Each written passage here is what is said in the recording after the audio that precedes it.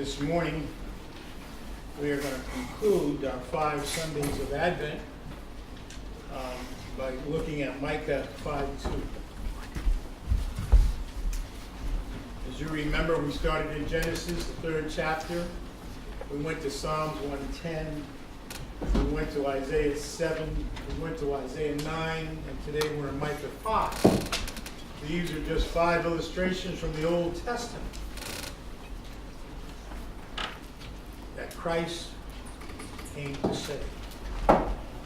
These are prophecies of Jesus. Now, sometimes when we get older, I've been talking to a couple of people this week, we don't seem as sharp as we used to be.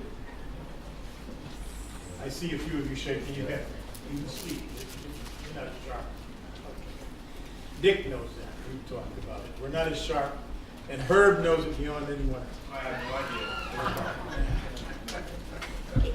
There was a young fellow sitting on a plane, and he was flying somewhere. It was a long flight, and there was an old fellow sitting next to him. He figures, this guy's not too awake and not too alert. Let me see if I can have a little fun with him and show him he's not on his game today. So he says, you want to play a game? And the guy's kind of snoozing. You know how us older guys get. We start to snooze. I can be in a crowd, and I can be watching a football game, especially if the Bears were. And start to snooze. I felt bad yesterday because Michigan and Notre Dame, 2 teams I'd picked, they went south the wrong way. Steve's crying about Michigan, I know he is. So this old fellow, he was trying to snooze. And the young fellow said, let's play a game. He said, the old fellow said, no, I don't want to. He said, no, dude, let's put a little money on it. He said, I'm going to ask you a question. If you can't answer the question, you pay me $5. And the old guy says, really? He said, no, but if I ask you a question and you ask me a question and I can't answer it, I'll give you $500. Well, that got the older fellow's attention. Yeah, $5 might cost me, but $500 from him? Yeah, all right. So he asked him this silly question, and as he was sitting there, he says, I'll ask him this, and we'll see if he can guess what this answer is. So he says to him, what's the distance from the earth to the moon? Come on, Vern. You'd know that one right away, wouldn't you? What's the distance from the earth to the moon? And the old fellow sitting there says, maybe I'll shut this guy up. Here's $5. I don't know. Okay. He said, but now I'm going to ask you a question. The young fellow says, okay, it's your turn. He says, let me ask you this question. I got to read this because I'm getting old. He says, what goes up a hill with 3 legs and comes down with 4? What goes up a hill with 3 legs and comes down with 4? And the guy's sitting here and grabs his laptop. And he's emailing his smart buddies, his friends. He's frantic. Man, this is a question. Wow. He says, I don't know.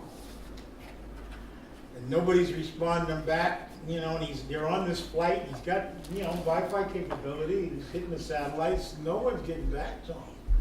Finally, he has to relent. He says, man, I don't know. The old boy says, okay, well. So the young guy reaches in, he gets $500 out and gives them to him. The old boy starts to snooze again a little bit. He says, wait a minute, no, we're not done yet. We got to play this a little more. And he says, I got to ask you one now. The old boy says, okay, what? And he asked him this really, really hard question. The old fellow just reached in his pocket. He gave him $5. He said, now I'll go back to sleep. Who was slow on the exchange? Who was slow? Cost him $10, but he made $500. Sometimes we get in our lives inundated by the thing. Well, no, you didn't have to. Somebody said, I think we're supposed to laugh at that. They finally caught on. I've got the cue card guy. Yeah, there you go. Our youngest daughter, if I told a joke in the service, Lily, 10 minutes later, you'd hear her murmur, oh, now I get it. Yeah, that's one of those ones. Anyways, we're not always on our game, are we, when it comes to Scripture? And we forget that the New Testament was not written when Jesus was born. It was written after Jesus was born. What did they have at the time of Jesus? They had the Old Testament. And for 5 Sundays, we've looked at the Old Testament. And the reason that we know that Christ came to be the Christ for us. And this exciting season of Advent and it's exciting to me, I hope it's exciting to you, is something that's special for a reason. God has now entered the conversation. I've mentioned that before. You ever been in a room talking about somebody and all of a sudden somebody enters that room and you don't know how to react? You ever see that? You ever had that happen to you? That's sometimes a funny thing. Depends on how you're talking about them too, isn't it? That can be a little problematic. But all of a sudden, you're talking about somebody and they come into the room. We thought we had a lot of religion at the time of Jesus, at least Israel did. And who walks into the room? John 1:1, in the beginning was the Word, and the Word was with God, and the Word was God. And then John 14, chapter 1 says, and that Word became flesh and dwelt among us. He entered the conversation. God is now communicating to us by His presence. We're not talking about Him far away. Now, in looking at Micah 5:2, let me read that verse to you. But you, O Bethlehem of Ephrathah, who are too little to be among the clans of Judah, from you shall come forth for me one who is to be ruler in Israel, whose coming forth is from of old, from ancient days. This is a prophecy. This is a very special prophecy. It's the prophecy of Jesus coming from the town of Bethlehem.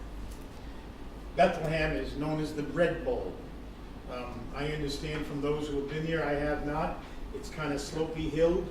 It's kind of like where we lived in Stockholm before we came down here. Stockholm, you started up the hill. Actually, the town is just like on a little valley. And if you were on one side of town, which is about a 2-mile strip to get to the other side of town, up the other hill, and you wanted to get up the other hill, you just let the car roll for all she could go, and then she'd go across the bridge in the middle of town and up the other side. Steve knows, he's been here. Lovely little place. Well, Bethlehem is kind of like that.